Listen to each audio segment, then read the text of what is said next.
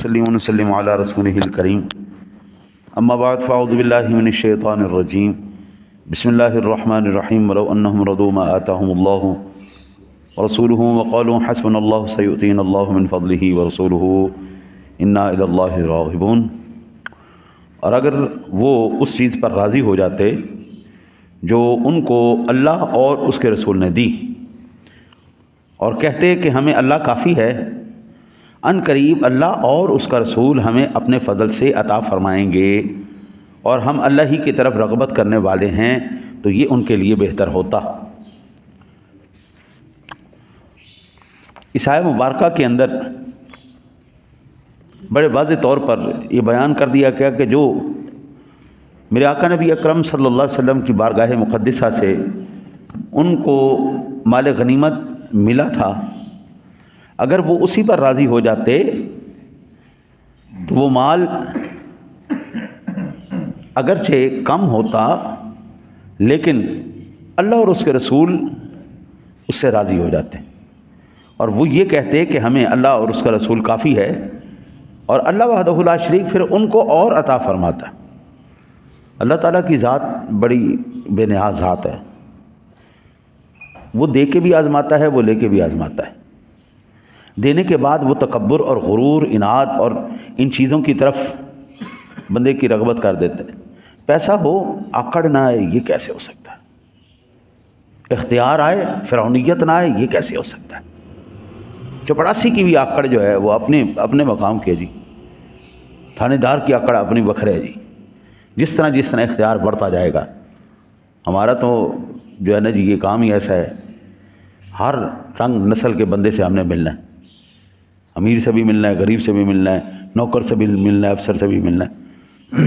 ان کے اپنے بھائی مسائل ہیں۔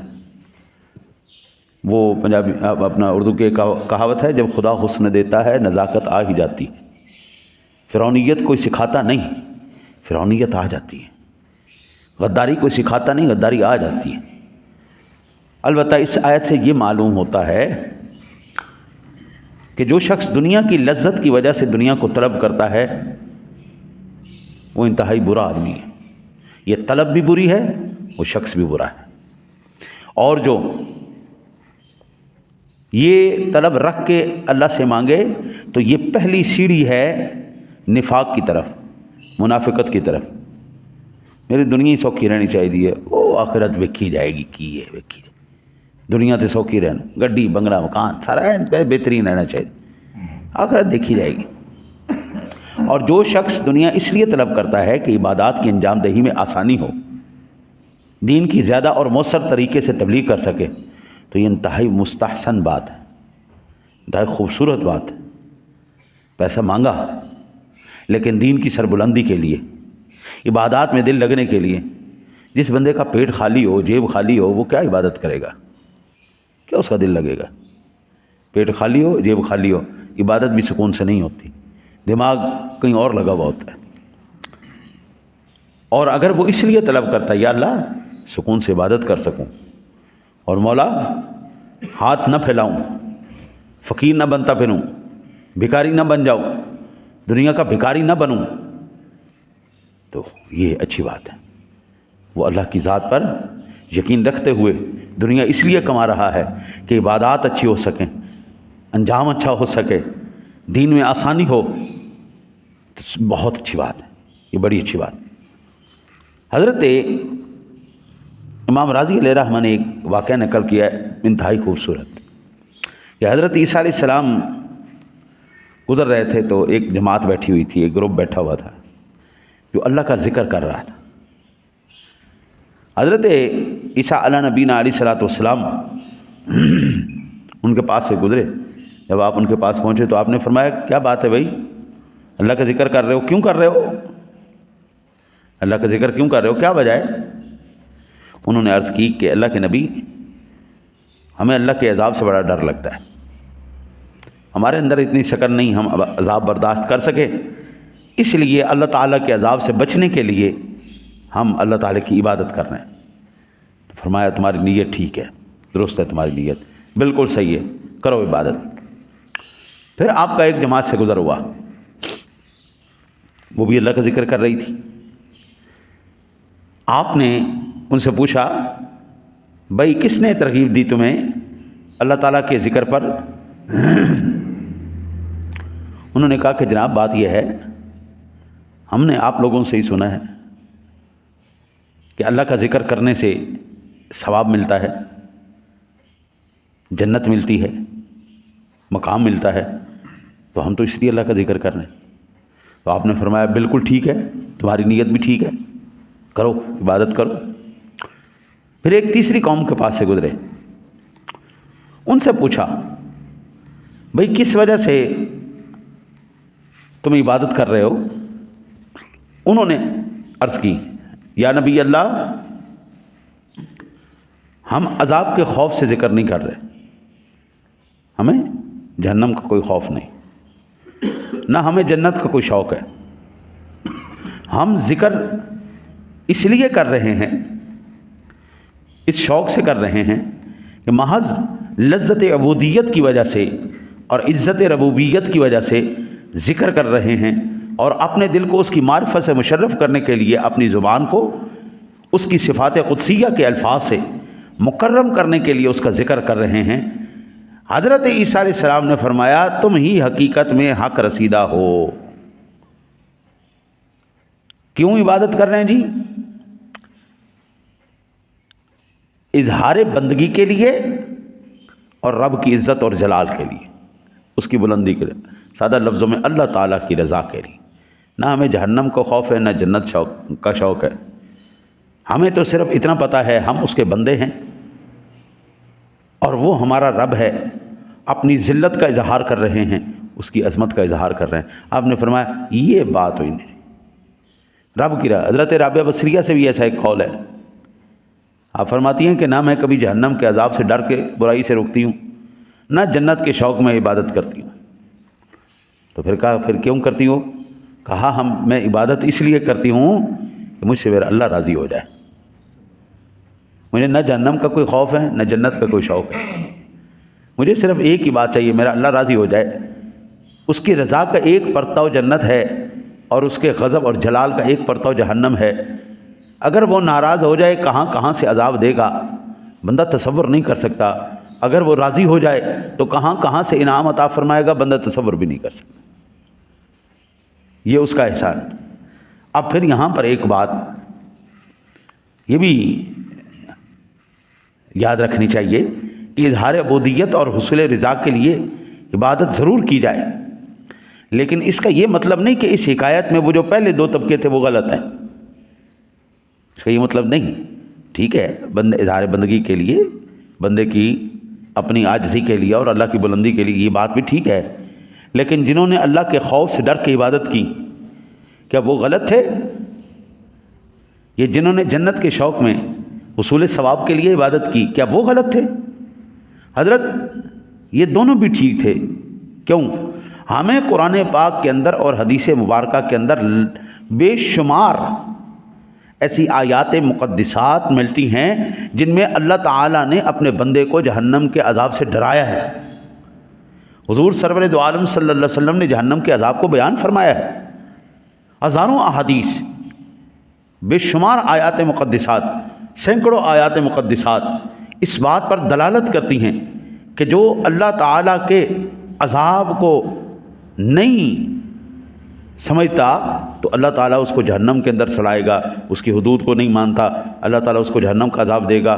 جو اللہ تعالیٰ کے عبادات نہیں کرتا وہ بھی جہنم کے اندر جلے گا. بے شمار اس طرح کے مضامین آپ کو پورے قرآن میں ملے.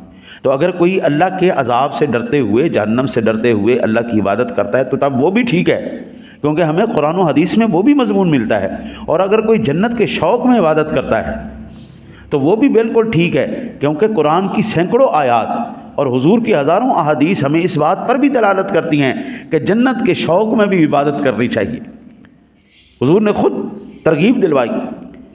ہم جو عصر کے وقت میں درس حدیث کرتے ہیں، یہ تمام کی تمام جتنی بھی احادیث ہیں یہ اسی طرف شوق دلانے والی ہیں.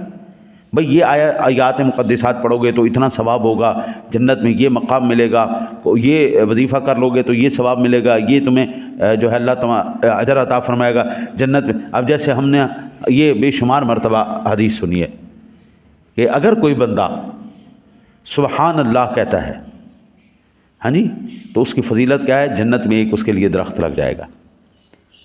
یہ بے شمار مرتبہ حدیث سنی ہے. اور یہ حدیث میں نے پچھلے دنوں میں سنائی تھی کہ ہم انتہائی معتبر بن کے نا جی عام مجالس میں تو ذکر کرتے ہی نہیں اللہ کا، مذہبی مجلسوں میں بھی ہم ذکر نہیں کرتے، سبحان اللہ نہیں کہتے، ماشاء اللہ نہیں کہتے، الحمدللہ نہیں کہتے. حضور پر سرور دو عالم صلی اللہ علیہ وسلم پر جب آپ کا نام نامی اس میں گرامی آئے تو صلی اللہ علیہ وسلم نہیں کہتے، ہم چپ کر کے بیٹھے ہوتے ہیں. تو ہم ایسے ہی اٹھتے ہیں جیسے مردار کھا کے اٹھے ہوں، مردار میں سے اٹھ گئے، مرے ہوئے گدھے کی لاش پر بیٹھے ہوئے تھے، وہیں مردار سے اٹھ کے آ گئے. اب یہ کیا چیزیں ہیں؟ یہ اللہ کا خوف اور وہ شوق، یہ بھی تو جنت ہے نا جی. وَلِمَنْ خَافَ مَقَامَ رَبِّهِ جَنَّتَانِ فَبِأَيِّ آلَاءِ رَبِّكُمَا تُكَذِّبَانِ، ہے نی. اور جو اللہ سے ڈر گیا اس کے لیے اللہ تعالیٰ نے دو جنتیں ہے نی بنائی ہیں، اللہ اس کو 2 جنتیں عطا فرمائے گا. اور اسی طرح یعرف المجرمون بسیماہم فیؤخذ بالنواصی والاقدام، ہے نی. فبأي آلاء ربكما تكذبان هذه جہنم التي كنتم توعدون، یہ ہے وہ جہنم جس کے بارے میں تم سے وعدہ کیا گیا تھا. بے شمار قرآن کے آیات مقدسات. تو اب ہم یہ کہہ سکتے ہیں کوئی جہنم کے خوف سے عبادت کرتا ہے تب بھی ٹھیک ہے، کوئی جنت کے شوق میں عبادت کرتا ہے تب بھی ٹھیک ہے، اور کوئی اللہ کی رضا کے لیے عبادت کرتا ہے تب بھی ٹھیک ہے جی. نہ اس کا ڈر نہ اس کا ڈر، وہ بھی ٹھیک ہے. یا اللہ تو راضی ہو جا. اور اللہ وحدہ لا شریک کی جب نعمتیں ملیں تو پھر اس کا شکر کرنا چاہیے. اللہ تیرا شکر، اللہ تو نے مجھے یہ نعمت عطا فرمائی، اللہ تیرا احسان. میرے آقا نبی اکرم صلی اللہ علیہ وسلم کی طرف عطا فرمانے کی جو نسبت کی گئی ہے، اللہ اور اس کا رسول جو تمہیں عطا فرمائیں. آج کل یہ نظریہ بھی بڑا چل پڑا ہے رسول سے مانگنا شرک ہے، یعنی اللہ کے رسول کچھ نہیں دے سکتے. اور پیر فقیر تو دینا ایک طرف رہا، ولی وہ تو کہتے ہیں نبی بھی کچھ نہیں دے سکتا. ہمیں تو قرآن بتا رہا ہے اللہ اور اس کا رسول دونوں دے سکتے ہیں اور اپنے فضل سے دے سکتے ہیں. بھئی اللہ دے، اس کا رسول دے، وہ دینے والا جانے لینے والا جانے. جس بندے کو نہ ملا ہے نہ اس کو دینے والے ہیں اس کو تکلیف ہونی ہے، ظاہر بات ہے ہونی. منافقوں کو نہیں تکلیف ہوتی تھی، ان کو نہیں ملا تڑپ اٹھے. تو جن کو ملا ہے وہ تو کہتے ہیں جی ہم پر اللہ کا احسان ہے، اس کے رسول کا احسان ہے. ٹھیک ہے نا جی. میں ایک آیا مبارکہ 1-2 آیات مقدسات میں برکت کے طور پر آپ کو عرض کر دوں. وَمَا نَقَمُوا إِلَّا أَنْ أَغْنَاهُمُ اللَّهُ وَرَسُولُهُ مِنْ فَضْلِهِ سورۃ توبہ کی 74 نمبر آیا مبارکہ ہے. اور ان کو صرف یہ بات بری لگی کہ ان کو اللہ اور اس کے رسول نے اپنے فضل سے غنی کر دیا. اللہ اور اس کے رسول نے ان کو غنی کر دیا. سادہ سا میرا ایک معصومانہ سا سوال ہے، کیا اللہ قرآن میں جھوٹ لکھتا ہے؟ یہ شرک لکھتا ہے. اور اگر اللہ نے قرآن میں جھوٹ بھی نہیں لکھا اور شرک بھی نہیں لکھا، اللہ نے قرآن میں بالکل حق لکھا ہے، قرآن میں بالکل توحید صحیح اصل توحید لکھی ہے، تو پھر اللہ کا رسول بھی غنی کر سکتا ہے. اس کو جا کے پڑھ لیجیے گا. ایک آیت، دوسری آیت، صرف 2 آیات برکت کے طور پر میں عرض کر رہا ہوں. باقی الحمدللہ ہمارے عقیدے اور نظریے کو ثابت کرنے کے لیے سینکڑوں آیات مقدسات. ایک آیت مبارکہ سورۃ الاحزاب کی 37 نمبر آیت مبارکہ. ارشاد باری تعالیٰ ہے وَإِذْ تَقُولُ لِلَّذِي أَنْعَمَ اللَّهُ عَلَيْهِ وَأَنْعَمْتَ عَلَيْهِ، اور جب آپ اس شخص سے کہتے تھے جس پر اللہ تعالیٰ نے انعام کیا اور آپ نے بھی اس پر انعام کیا. اللہ نے بھی دیا، محبوب آپ نے بھی دیا. سادہ سی بات ہے حضرت جی. ہمیں اللہ اور اس کے رسول کا صدقہ جو بھی ملتا ہے، اللہ جو بھی دیتا ہے صدقہ اپنے حبیب کا عطا فرماتا ہے. حضرت قاضی ایاز مالکی رحمۃ اللہ تعالی علیہ فرماتے ہیں کہ آج بھی روئے زمین پر جتنی برکتیں، رزق اور رحمتیں نازل ہوتی ہیں سب سے پہلے روضہ رسول پہ نازل ہوتی ہیں. اس کے بعد پھر جس کی جو نصیب ہوتا ہے، جس کا جو مقدر ہوتا ہے، اللہ تعالیٰ اس کو وہ عطا فرما دیتا ہے. سادہ سی بات ہے. اعلیٰ حضرت کہتے ہیں میں تجھے اس لیے مانتا ہوں کہ تو میرے مصطفیٰ کا خدا ہے. ہمیں اللہ تعالیٰ ایک ہے، اللہ کی عبادت کرنی ہے، اللہ وحدہ لا شریک ہے. کس نے بتایا؟ حضور نے بتایا نا جی. بات ختم ہو گئی. ہمیں اللہ نے ڈائریکٹ آ کے تو نہیں بتایا نا. حضور فرماتے ہیں انما انا قاسم واللہ یعطی، میں تقسیم کرنے والا ہوں، اللہ مجھے. بات ختم ہو گئی. بابو ہم کسی کے اوپر اپنا عقیدہ تھوپیں گے نہیں، البتہ ہمارا نظریہ وہی ہے جو اللہ اور اس کے رسول کا ہے۔ باقی سینکڑوں آیات مقدسات ہیں، یہ 2 آیتیں برکت کے طور پر کافی۔ اللہ سے دعا ہے اللہ تعالیٰ آپ کو مجھے عمل کی توفیق نصیب فرمائے۔ اللہم صلی علی سیدنا